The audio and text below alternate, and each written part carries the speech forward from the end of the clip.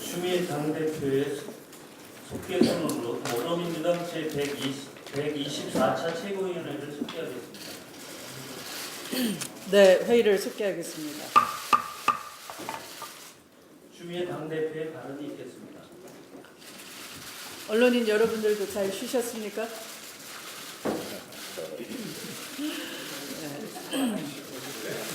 네.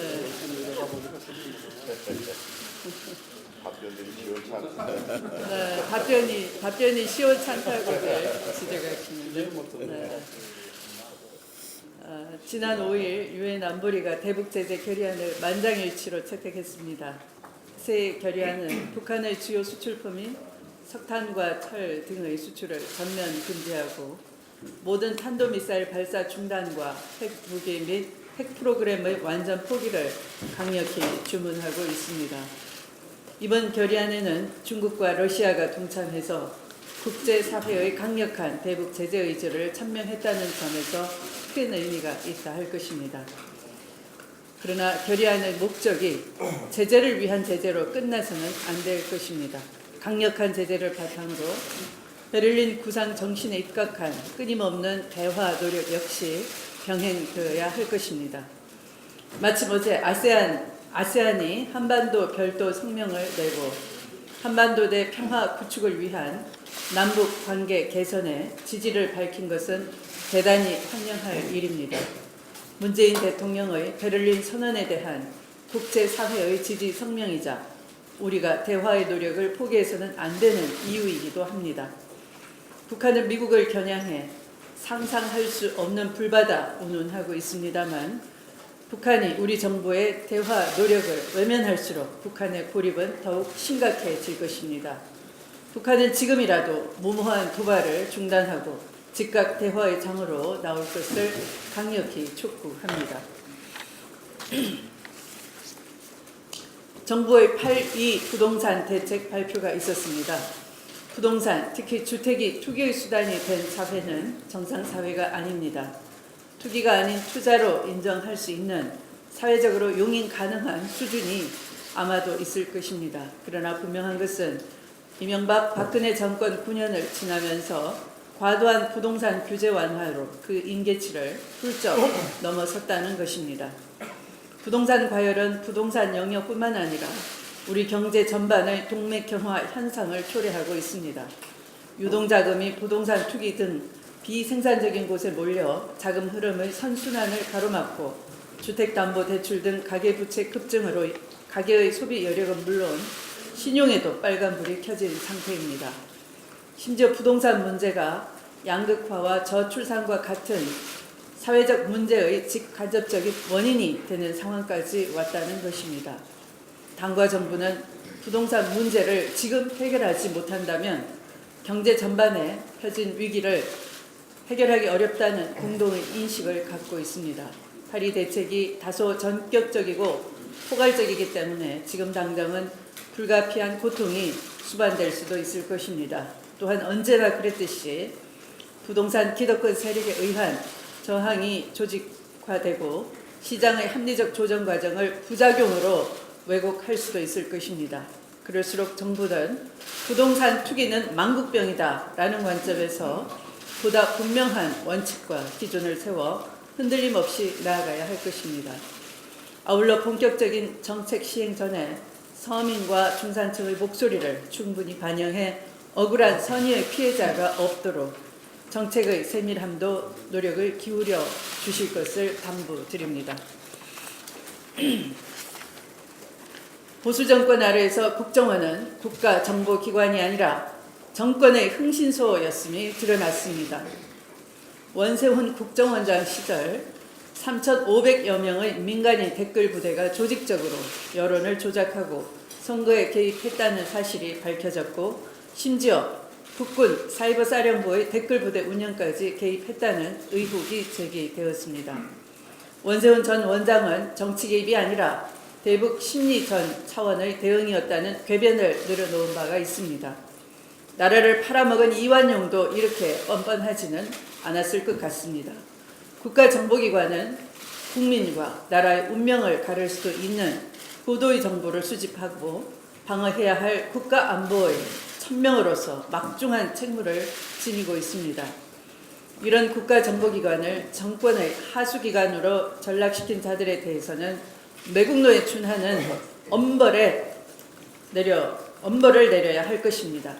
이 사건 배후에는 당시 청와대가 있다는 것은 주지의 사실입니다.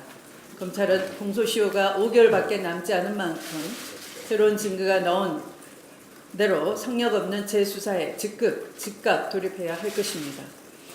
야당 일각의 정치보복 주장은 일고의 가치도 없는 물타기 주장에 불과합니다. 지금 대한민국은 법과 원칙에 따라 적폐청산의 길로 걸어가야 할 때이며 국정원 개혁은 이제 시작입니다. 이번 기회에 국정원이 국민의 신뢰를 회복해 국가의 안위와 국민의 안전을 지키는 진정한 국가안보기관으로 거듭날 수 있기를 기대합니다. 박찬주 육군대장 후보가 보여준 고위 간부의 갑질 행태는 방산 비리와 더불어 군의 사기를 꺾는 군내 2대 적폐 중 하나라 해도 과언이 아닐 것입니다.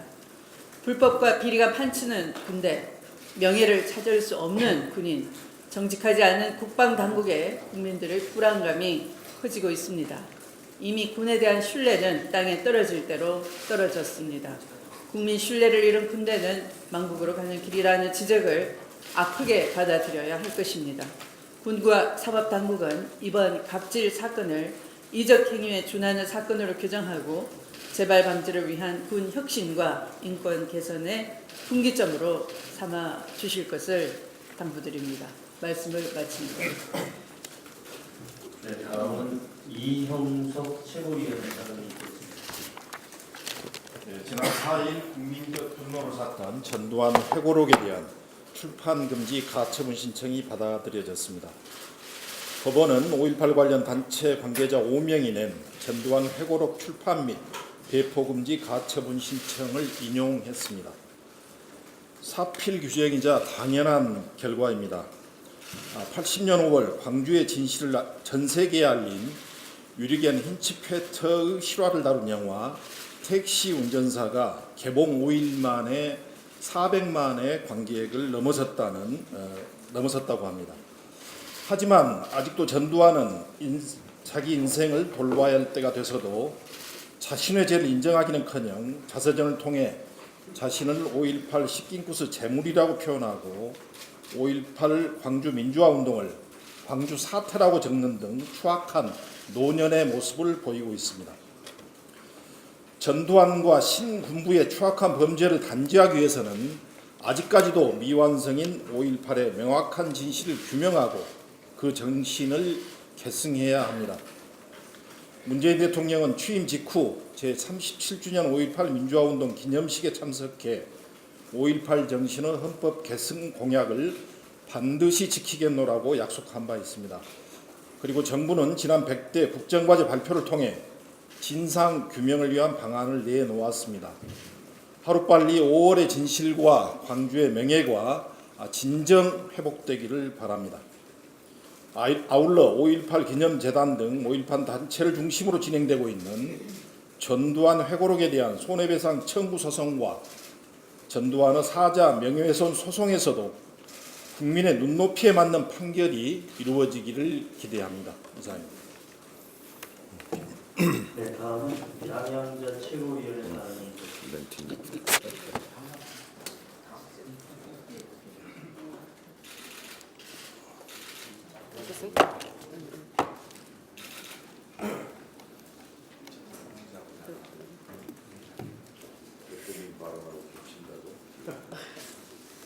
네, 오늘 저녁 필리핀 마닐라에서 강경화 외교부 장관이 고노다로 일본 외무상을 만납니다.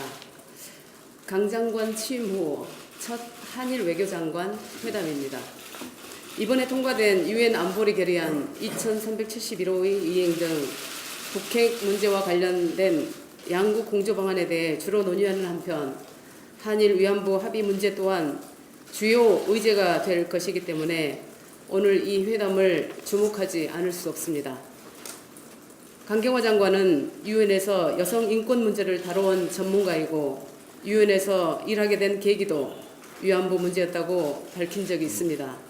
또한 지난 인사청문회에서도 위안부 문제에 대해 확고한 신념을 확인시켜 주었습니다. 우리 정부가 지난달 31일 외교부 장관 직속으로 한일 일본군 위안부 피해자 문제 합의 검토 TF, 줄여서 위안부 TF를 출범시켰습니다. 한일 위안부 문제 졸속 합의에 대한 정부 차원의 광범위한 조사가 이루어지는 가운데 열리는 이번 한일 외교장관 회담에서 강 장관이 우리나라의 입장을 확실하게 대변하고 피해자들, 즉 위안부 피해 할머니들의 입장에 입각한 해결 방안을 도출하는 데 한 발 나아가게 되기를 바랍니다. 용서는 피해자의 몫이고 사죄는 가해자의 몫입니다. 가해자인 일본은 아직까지 어떠한 사죄도 없습니다. 지난달 김군자 할머님이 세상을 떠나시면서 이제 우리 정부에 등록된 위안부 피해자 239분 중 생존해 계시는 분은 37분이십니다. 이분들이 살아계시는 동안 일본의 법적 책임을 명확하게 따지고 피해자 중심의 배상이 이루어져야 한다는 점을 다시 한번 강조드립니다. 이상입니다. 네, 다음은 박남춘 최고위원회가 하겠습니다.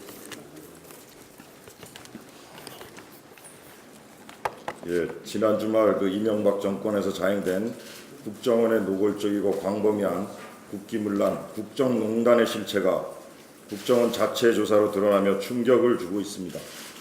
불법적인 국정원의 정치 개입 사건의 몸통이 이명박 정부 청와대라는 사실이 국정원에 의해 처음으로 팩트로 확인되었습니다. 국정원 발표에 따르면 이명박 청와대는 2011년 10월 SNS를 장악하여 국정 홍보에 활용하라고 국정원에 지시하였고, 국정원은 이 지시를 받아 여당 후보가 총선과 대선에서 당선하는데 필요한 선거운동 방법을 제안하였습니다. 국정원이 청와대의 지시에 따라 여론을 조작하고 여당의 선거 승리를 위해 국민의 혈세를 사용한 것입니다. 국정원이 특수활동비를 이용해 당시 이명박 정부의 주요 지지층 등을 파악하는 여론조사를 진행한 사실도 밝혀졌습니다. 이명박 청와대의 지시와 지원에 힘입어 국정원은 2012년 말까지 민간인으로 구성된 30여 개 팀의 사이버 외곽팀을 만들어 여론조작에 앞장선 사실도 이번 조사를 통해 드러났습니다. 또한 국정원 개혁위의 발표에 따르면 당시 국정원이 작성하여 청와대에 보고한 문건에는 박원순 등 유력 야당 정치인에 대한 동향 보고가 포함되어 있습니다. 사실상 정치인 뒷조사이고 사찰과 다름없는 중대 범죄입니다. 이 문건들은 12.6 서울시장 보궐선거를 전후에 작성되어 청와대 정무수석실에 보고된 것으로, 비슷한 시기 국무총리실 공직윤리지원관실의 민간인 불법 사찰 논란이 제기돼 이명박 청와대가 배우로 지목받는 상황에서도 정치인 동향 파악을 지속했다는 점에서 충격이 아닐 수 없습니다. 또 다른 문건을 보면 재보궐선거사범 중 야당 후보자와 지지자에 대해서만 엄정한 수사 처벌을 검경 지휘부에 독려하는 등 이명박 정부 청와대가 검경 수사에도 편파적으로 개입한 것으로 드러났습니다. 지금까지 드러난 사실을 종합하면 이명박 정부 청와대는 국가 안전과 국익을 위해 봉사해야 하는 국가 최고 정보기관을 정권의 흥신소로 전락시킨 것에 참담함을 금할 수 없습니다. 국정원 개혁위에서 발표한 문건들은 이명박 정부 당시 청와대 정무수석 비서관실 행정관이 유출한 715건의 문건 중 13건이며 나머지 702건의 문건은 2014년 검찰이 청와대에 반납하여 개혁위에서도 확인하지 못하고 있습니다. 우리 정부와 국회와 정부는 이명박 정부의 국정농단 사건의 실체 파악을 위해 대통령 기록관에 보관되어 있을 702건의 문건에 대해서도 철저하게 조사하여 진실 규명에 나서야 할 것입니다.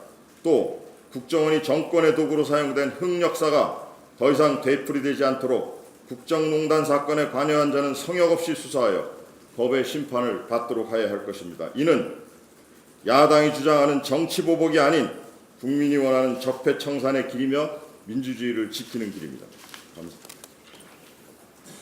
다음은 김은환 최고위원회 발언이 있겠습니다. 실로 6년 6개월 만에 서삼중앙위원회가 개최되었고 3년 2개월 만에 추가 희생자 결정이 이루어졌습니다. 만시티탄에 가문이 있지만 이번 결정을 통해서 238명의 추가 희생자와 유족이 결정되었음은 문재인 정부가 들어서서 이 4.3의 문제를 획기적으로 해결하고자 하는 의지의 표현으로 적극 환영하는 바입니다. 아시다시피 제주 4.3은 김대중 정부 때 우리 추미애 대표의 발의로 특별법이 제정이 되었고 노무현 정부 때 노무현 대통령께서는 추념식에 직접 참석해서 정부 차원의 공식적인 사과를 유족들에게 한 바 있습니다. 이명박, 박근혜 정부를 거치면서 4.3은 참 암흑의 세월을 보냈습니다. 집권 9년 동안 단 한 차례 추념식 참석도 없었고 특히 박근혜 정부는 4.3을 국가 추념일로 지정했음에도 불구하고 단 한 차례 참석도 하지 않아서 도민들을 분노케 했고 유족들을 아프게 했습니다. 보수단체의 4.3 희생자 추가 재심사라든지 여러 가지 4.3 평화공원의 지연 등 4.3의 전혀 진척이 하나도 없는 아픈 세월을 지내야 했습니다. 문재인 정부 들어 국정 100대 과제로 선정이 되어서 이 4.3 문제의 해결이 앞으로 한국 과거사를 해결하는 데 큰 모범이 되리라고 하는 기대도 하고 있습니다. 내년이 4.3 70주년입니다. 내년에는 이런 야만적인 세월로 인해서 도민들 사이에 갈등과 불륜으로 이어진 이 역사를 화해와 상생의 역사로 승화 발전시켜서 4.3으로 희생된 14,232명의 영령들이 고천을 헤매는 아픔을 딛고 편안한 휴식이 되고 약 59,500여 명에 달하는 유족들이 따뜻한 위로를 얻을 수 있도록 우리 당이 앞장서서 이 문제를 전향적으로 해결해 주기를 간곡히 소망하는 바입니다. 감사합니다.